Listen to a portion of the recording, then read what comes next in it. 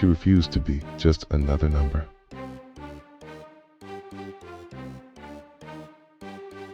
16-year-old Jada Masters had always been told she was mature for her age. Sometimes it sounded like a compliment, other times like a warning. Over the previous summer, she developed into what looked more like a mature woman than a scrawny teenager, with long legs, large almond-shaped eyes, reeking with confidence, and a quiet demeanor that made people curious. She moved through Easton High with a cautious grace. She had evolved into a beautiful, striking young lady with long, sandy brown hair. Her grandmother, who raised her, reminded her often, "Baby, just because you look grown doesn't mean you are, and it doesn't mean others will treat you right." While she remembered her granny's words. But still, it was hard not to be flattered when Marcus Hayes, senior star athlete, started paying attention to her.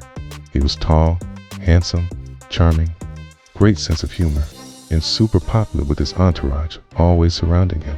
A varsity basketball player with high hopes of going pro, developed a reputation for being big man of campus. Everybody seemed to admire him. So, when Marcus stopped Jada in the middle of the cafeteria and asked her to prom in front of everyone, you could hear the collective shock as the room erupted.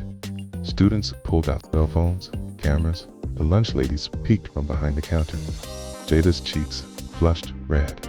"I mean, yeah," she said, voice barely above a whisper. She walked away on shaking legs. That afternoon, her texts blew up. "You really going with Marcus? Girl, he never asked nobody to prom like that. You lucky?" But something in her stomach was tight. She didn't even know Marcus like that. Her grandmother narrowed her eyes when Jada told her, "You trust him?" "I don't not trust him," Jada mumbled. "That ain't the same thing."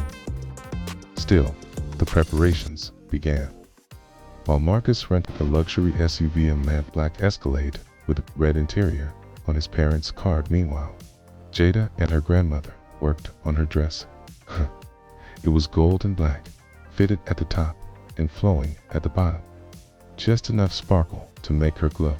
Her cousin was so excited for her, because she volunteered to braid her hair into a crown, and she skillfully applied her makeup to perfection, including a pair of dramatic eyelashes. When Jada looked at her reflection in the mirror, she could hardly believe her eyes. She looked absolutely stunning. Granny couldn't help but give her baby a big hug. On the night of prom, as the sun began to set, the whole block came out to see her off. Neighbors leaned over fences. Aunties wiped away tears. Her grandma stood on the porch, but make no mistake, she had already prayed before she went outside to see Jada and her date off.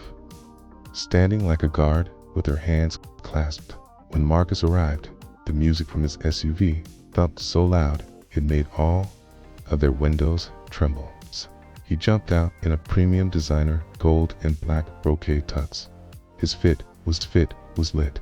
Gave her a once-over and let out a low whistle. "Hey girl, you don't look like no little freshman. You looking real good." It wasn't what he said, it was how he said it.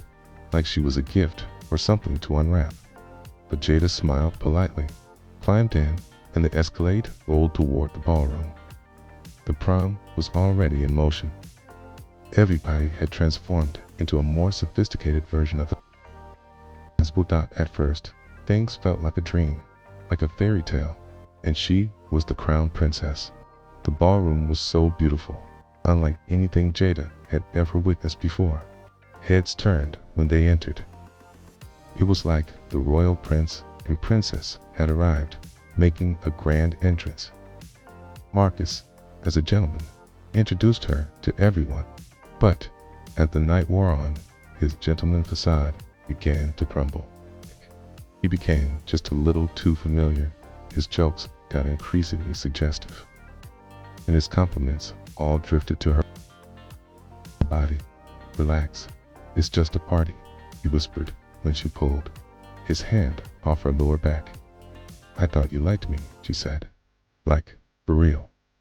He looked at her like she was a naive little girl. "You serious right now?"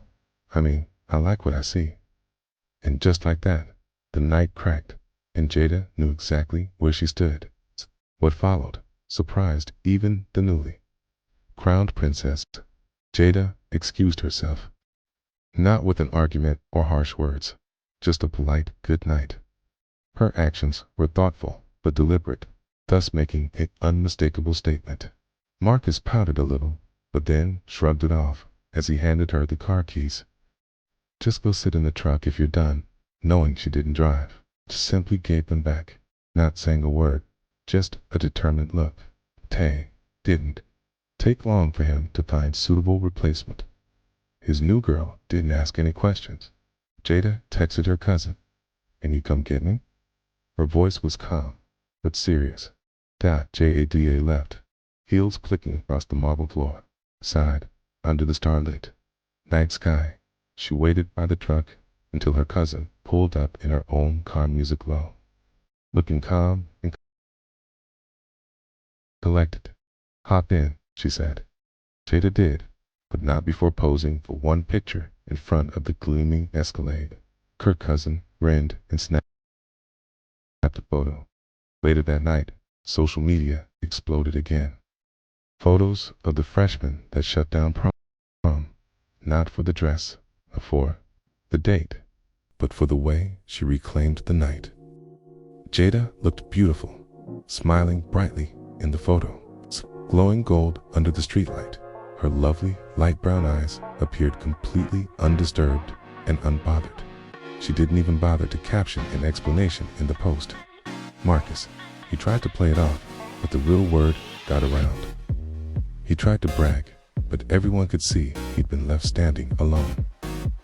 His ego was a little bruised, but he quickly got over it. After all, it was graduation time. His whole world was about to change. It's time to grow and mature.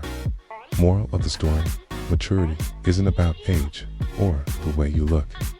It's about knowing your worth, even when others try to define it for you. Respect isn't given for showing up. It's earned by standing up for you. Moving Parts Urban Stories presents the finest in relevant storylines for the urban community. There will always be a message to build on that is designed to foster conversations and meaningful dialogue. If this narrative was inspiring to you, please be sure to like, share and subscribe, while leaving a comment of where you're watching from. Thank you for joining us.